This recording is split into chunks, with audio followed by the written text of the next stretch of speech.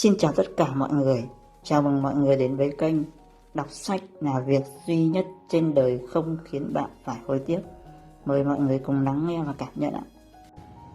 Mỗi người trên thế giới này đều có một cuộc đời riêng và duy nhất. Với những người ngoại hình và hoàn cảnh khác nhau, không bao giờ trùng lặp. Hãy gọi mỗi cuộc đời như vậy là một bộ phim. Những bộ phim cuộc đời con người.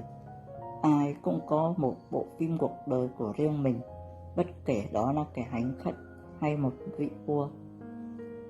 Trong bộ phim cuộc đời ấy, chúng ta vừa là người viết kịch bản, vừa là đạo diễn kiêm diễn viên, và thậm chí là khán giả nữa.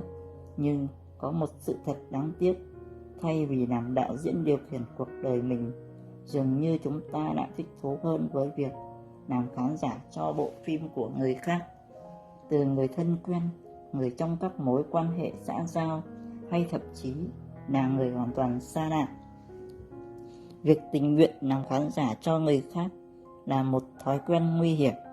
Nó không chỉ làm bạn hao phí nhiều thời gian, sinh lực, mà còn khiến bạn quen với thế bị động. Bị động theo dõi người khác, và rồi bị động luôn cả với chính cuộc đời mình. Mỗi ngày nhờ Internet, bạn biết được bao nhiêu chuyện hay trên thế giới.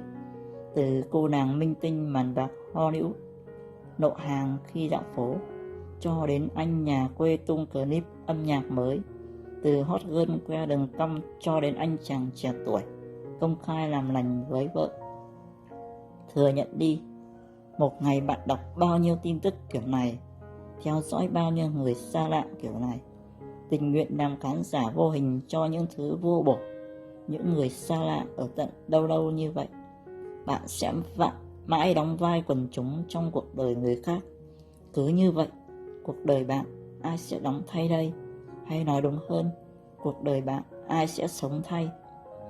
Cuộc đời là một bộ phim truyền hình nhiều tập.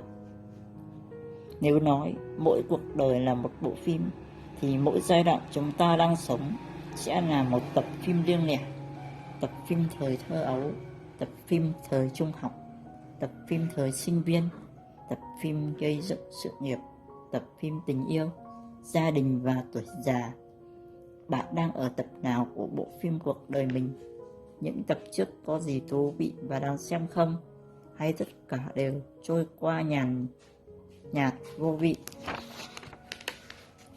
May mắn làm sao nếu những tập trước trong bộ phim của bạn nhàm chán và dở dang, thì bạn vẫn có cơ hội làm cho nó hay ho, thú vị hơn với tập mà bạn đang sống và cả những tập sau này.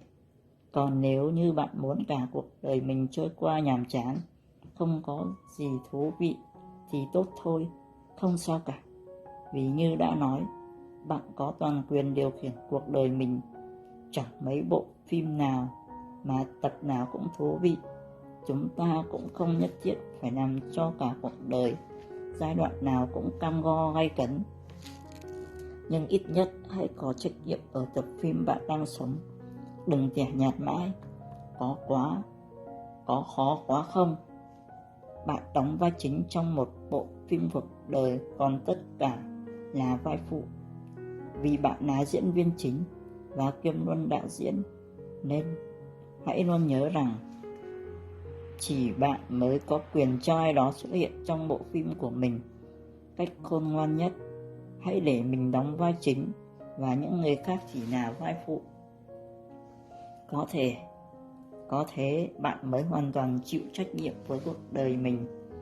Thay vì đổ lỗi cho người khác, cha mẹ, người yêu, con cái, họ chỉ nên là những vai phụ.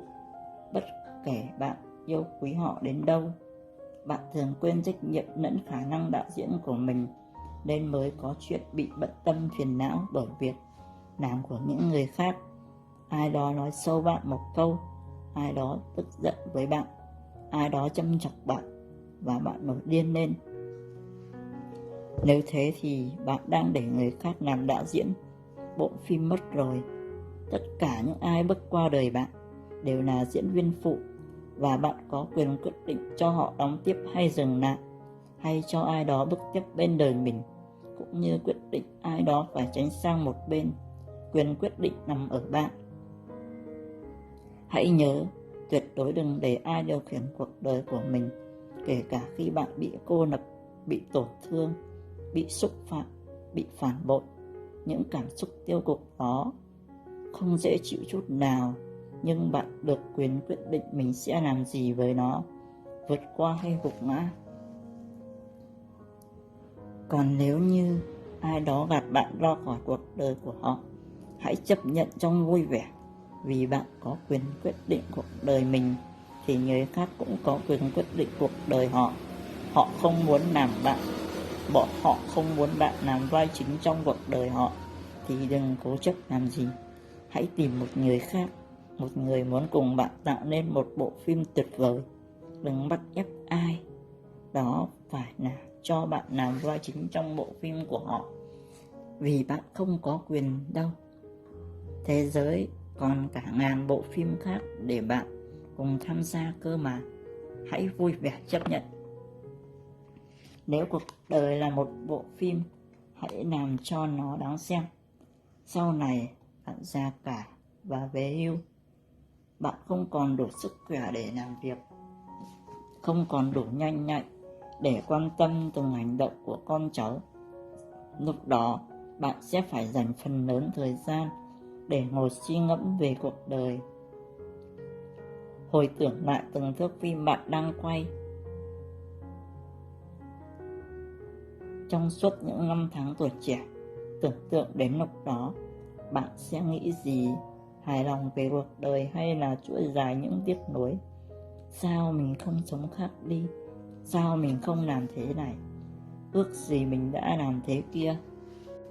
Cuộc đời mà toàn ước gì với giá như là một cuộc đời lãng phí. Hãy hạn chế nói những câu đó và thay bằng câu: cuộc đời tôi là một bộ phim, tôi sẽ làm cho nó đáng xem. Vậy bạn đã làm cho cuộc đời bạn đáng xem chưa? Hoặc bạn có kế hoạch gì cho nó đáng xem hơn chưa? Hãy bắt đầu bằng việc tự viết kịch bản cho cuộc đời của mình, và sau này nhìn lại, bạn sẽ đánh giá được cuộc đời mình có như mình mong đợi không? Mình đã làm tốt những phần nào? Nếu như được chọn lựa, bạn muốn cuộc đời mình là một bộ phim thế nào? Đầy ắp những điều thú vị, hài hước, bất ngờ, ngập tràn cảm xúc, hay nhàm tẻ với những tình tiết lặp đi lặp lại? Hãy lựa chọn đi rồi bắt tay hành động.